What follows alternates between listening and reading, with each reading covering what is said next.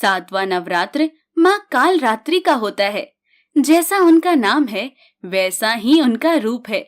खुले बालों में अमावस की रात से भी काली माँ कालरात्रि की छवि देखकर ही भूत प्रेत भाग जाते हैं।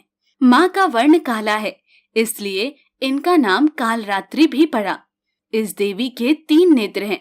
ये तीनों ही नेत्र ब्रह्मांड के समान गोल हैं, जो अपने आसपास होने वाली सभी गतिविधियों पर पैनी दृष्टि रखती हैं। इनकी सांसों से अग्नि निकलती रहती है, जिससे उत्पन्न होने वाली ज्वाला से मनुष्य के दुख कम हो जाते हैं। ये गधे की सवारी करती हैं, जो ये दर्शाता है कि कोई भी जीव अपने आप में छोटा नहीं है। सबका अपना एक अलग ही महत्व है। ऊपर बैठे हुए दाहिने हाथ की वर मुद्रा भक्तों को वर देती है। दाहिने की तरफ का नीचे वाला हाथ अभय मुद्रा में है, यानी भक्तों हमेशा निडर निर्भय रहो। नाम से अभिव्यक्त होता है कि माँ दुर्गा की ये 7वीं शक्ति कालरात्रि के नाम से जानी जाती है, अर्थात जिनके शरीर का रंग घने अंधकार की तरह एकदम काला है। नाम से ही पता चलता है कि इनका रूप भयानक है। सिर के बाल बिखरे हुए हैं और गले में विद्युत की तरह चमकने वाली माला है। बाएं तरफ के ऊपर वाले हाथ में लोहे का कांटा तथा नीचे वाले हाथ में खड्ग है। माँ का ये रूप देखने से एक बार भक्तों के मन में भय जरूर उत्पन्न होता है, किंतु माँ के द्वारा दिए गए आशीर्वाद से वो हमेशा सुख में जीवन बिताते हैं। बहुत समय पहले की बात है।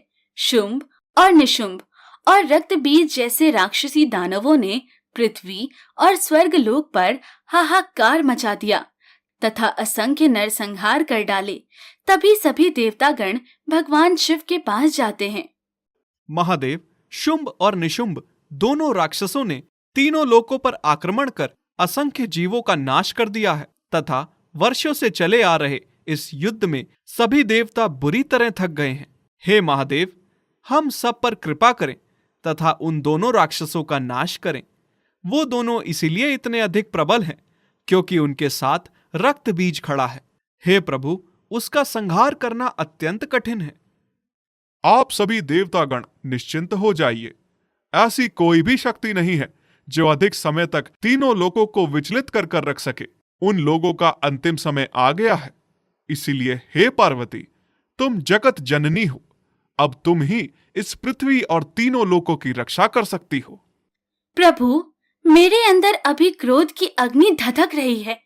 पहले भी पृथ्वी पर तथा तीनों लोकों में इन दानवों का अत्याचार होता ही रहता है। हे माँ, अब तुम ही हमें इन तीनों के अत्याचारों से मुक्ति दिलाओ। देवताओं की स्तुति करने से और महादेव की आज्ञा पाकर माँ पार्वती माँ दुर्गा का रूप धारण कर लेती हैं। फिर माँ दुर्गा अपने सिंह की सवारी करके शुंभ और निशुंभ राक्षसों से लड़ने के लिए चल देती हैं। वर्षों तक लगातार लड़ने के बाद माँ दुर्गा उन दोनों का वध कर देती हैं। उन दोनों का वध हुआ देख रक्त बीज क्रोध से पागल हो जाता है और वो माँ दुर्गा से युद्ध करने के लिए मैदान में आ जाता है। देवताओं द्वारा भेजे जाने पर तुम्हें अपनी शक्तियों पर लगता है बहुत अभिमान हो गया है। शुंभ और निशुंभ को तो तुमने मार दिया, किंतु तुम मुझे कभी पराजित नहीं कर सकती। कौन अभिमानी है और कौन नहीं, इसका पता तो बाद में लगेगा।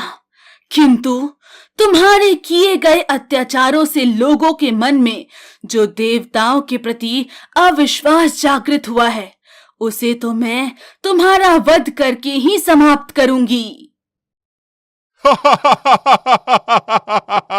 इस धरती पर या स्वर्ग लोक में भी ऐसा कोई नहीं है, ना कोई देवता ना कोई भगवान जो मेरा संहार कर सके। मैं कभी समाप्त नहीं हो सकता। ये कहकर वो माँ दुर्गा पर आक्रमण कर देता है। माँ दुर्गा संभलते हुए उसके ऊपर अपनी तीरों की वर्षा कर देती हैं। तीर लगने से रक्त बीज के शरीर के टुकड़े टुकड़े होकर जमीन पर बिखर जाते हैं। ये देखकर माँ दुर्गा प्रसन्न हो जाती हैं कि उसने रक्त बीज का संहार कर दिया।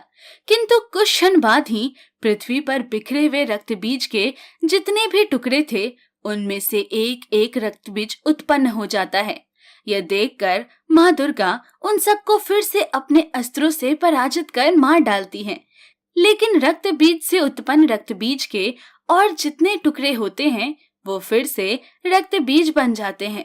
अब एक बड़ी सेना माँ दुर्गा के सामने खड़ी थी और वो सब के सब रक्त बीज हैं। उस दिन का युद्ध समाप्त हो जाता है। माँ दुर्गा रक्त बीज को समाप्त करने के उपाय ढूंढने लगती हैं। अगली सुबह युद्ध की घोषणा के साथ माँ दुर्गा और रक्त बीज की सेना के बीच में संघर्ष शुरू होता है। किंतु आज भी वही समस्या थी कि रक्त बीज के टुकड़े जितने भी जमीन पर गिरते, उसमें से एक रक्त बीज और उत्पन्न हो जाता। तब माँ दुर्गा ने अपने काल रात्रि रूप का आवाहन किया और देखते ही देखते रक्त बीजों के सामने काल रात्रि माता का आगमन हुआ। अब काल रात्रि माता क्रोध में एक एक रक्त बीज को मारकर उसका तभी के तभी खून पी लेती हैं और इस तरह करके माता एक एक रक्त बीज का संहार कर दिया और उसके खून को धरती पर गिरने से पहले ही पी जाती। देखते ही देखते रक्त बीज के सभी रूपों का संहार माँ काल रात्रि के हाथों हो जाता है। अंत में रक्त बीज बचता है, जिसको माँ काल रात्रि गर्दन से काट देती हैं और उसके खून को पी लेती हैं, जिससे उनका संहार हो जाता है। इनका रूप भले ही भयंकर हो, लेकिन ये सदैव शुभ फल देने वाली माँ है, इसलिए ये शुभंकरी कहलाई। अर्थात इनके इस रूप से भक्तों को किसी भी प्रकार से भयभीत या आतंकित होने की कतई आवश्यकता नहीं, बल्कि उनकी पूजा अर्चना करने से मनुष्य भय से मुक्त हो जाता है। काल रात्रि की उपासना करने से ब्रह्मांड की सारी सिद्धियों के दरवाजे खुलने लगते हैं और तमाम असुरी शक्तियां उनके नाम के उच्चारण से ही भयभीत होकर दूर भागने लगती है। इसलिए दानव, दैत्य, राक्षस और भूत प्रेत उनके स्मरण से ही भाग जाते हैं।